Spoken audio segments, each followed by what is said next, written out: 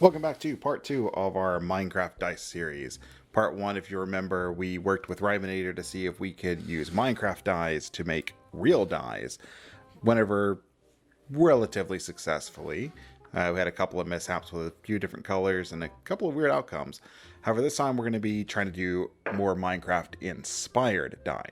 So I'll be using materials that are similar to stuff in Minecraft, some being a little bit different, but we'll be trying to make dice that more accurately represent something in Minecraft. So we have like our iron oxide, which we're going to be using for the iron red ore.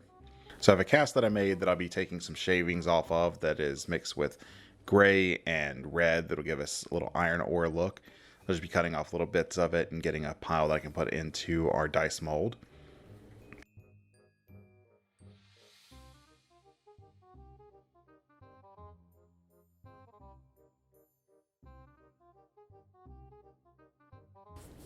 As well as I have some tree bark that we'll be using for log.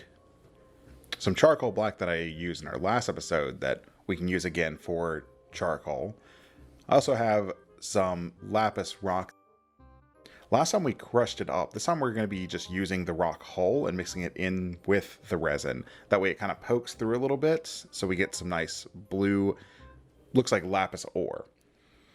As well, I'm going to be doing something that Rivenator kind of beat me to in the video, which is making a grass block using our coca brown to get a nice brown dirt look with grass on the top.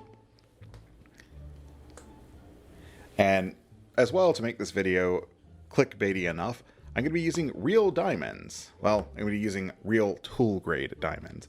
You can get a pack of blue tool grade diamonds for about $25 on Amazon. So figured why not use those in our dice? And then, of course, my favorite ingredient, rosemary. Or, 24 karat gold flake.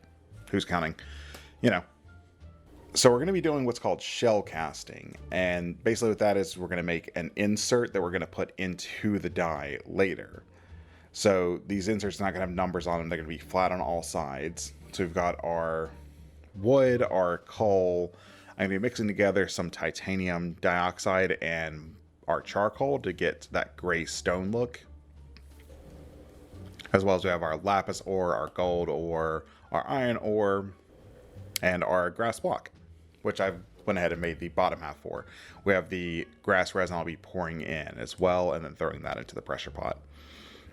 Now with the dirt block, we do want to carve down the sides a little bit so it doesn't stick up. Actually want the grass to overtake the dirt, not the dirt to overtake the grass. So we'll just carve that off a little bit. For the D12 or the iron ore dice, we do want to polish it up a bit or just kind of sand it down. That way the red sticks through a lot more, because right now it's covered by a lot of the stone look. And you see just a little bit of polishing on our 220 grit sandpaper does bring that out pretty well. For the Diamond D20, I could take my flush cutters and cut into it a little bit, but I'd rather just take a Dremel, it'll be a little bit quicker.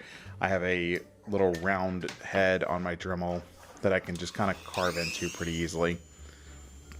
So I'll go ahead and put a bunch of holes throughout the D20. And I actually do make a mistake, but I'll come back to that later.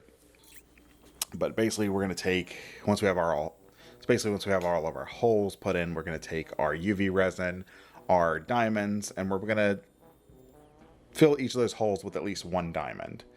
I've also got a little UV light that I bought at Lowe's for about $5.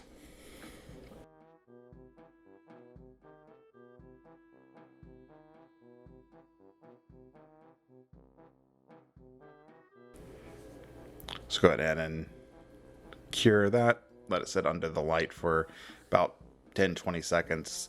As long as it's hard enough that it doesn't fall out, that'll be fine. It'll be cast in resin later. So now I've got all of our cores put into their molds. So these are my actual dice mold that have the numbers and everything laid out on them. So after we get all the cores in, we're going to go ahead and try to fill them with resin. So we're going to take our pipette, stick it all the way down into the bottom to make sure we get our resin where it needs to go. Get those full. Then we will take our lighter, pop any bubbles that float to the top, put our lids on, and throw them in the pot. Now, if you do enjoy this type of content, let me take a moment to ask you to go ahead and hit that subscribe button, like and comment on the video anything you would like to see me do in the future. It does greatly help the growth of the channel. Or if you want to see me do something more specific, something that you want to see that you haven't seen another dice maker do, just go ahead and post it down. I'll see if it's possible. If you see my videos, you know I try to go more on kind of the stranger side of what is possible. I don't have a lot of videos up. It is still a new channel, but definitely with your help we can grow it to whatever we want this channel to be. I'm enjoying just making dice as well, but I do have some plans for all kinds of tabletop gaming things. I will actually be starting a series as well, I believe same week that this video comes out, that is going to be kind of making things for tabletop gaming. Because as much as I do like making dice on this channel, I kind of want the channel to encompass pretty much anything that can be done with tabletop gaming. So now that the dice are cured and pulled out of the pressure pot, we're going to be painting them using our War Painter's green skin. So like the way that the green contrasts with the dice, looks like the grass from Minecraft as well. I couldn't really decide on a solid color that wouldn't clash with any of the other colors that would still fit. I settled on green. It's something that I considered when picking the color, that it may clash with the green of the grass, but luckily I don't think that it did. There wasn't really a good color that I could have picked for matching everything, because there's just so many variety of colors throughout all of the dice, and there wasn't one that I could pick. Like, I could pick gold or yellow, but we have the gold ore. I could pick blue, but we have our lapis. I could pick red, but we have the iron ore. I could pick black, but we have our charcoal black as well as the log. So there really wasn't a good solid color to pick, but I think the green kind of stood out on enough of them and didn't clash too much with the dirt that it was the best pick. And there are some other colors we could have gone over. I could have picked orange, but it would have blended too much into the iron, as well as orange isn't really a Minecrafty color. When you think of Minecraft, you don't think of orange. I mean, more you think of gray, brown, green, possibly black for the end. But orange isn't really that much of a staple color, so I didn't really want to use it. But I am happy with how the green came out. But so I do use my airbrush here to brush all of the colors on. It's a lot easier than painting them by hand. So I use some airbrush thinner as well. I actually have some different airbrush thinner on the way, because what I have here doesn't work very well with the army or with the War Painter set. But I do have some on the way that supposedly it's made by War Painter, so it should work with their product a little bit better to be used in an airbrush. Failing that, I'll just buy a set of Vallejo paints that are made for airbrushing. And what do you know? The very first roll with these dice, the 20 lands on the 1, a critical failure. But I think I know why. Remember earlier I said that I had actually messed up on this set. Well, I put the core in upside down. So there was supposed to be a cache of diamonds under the 20.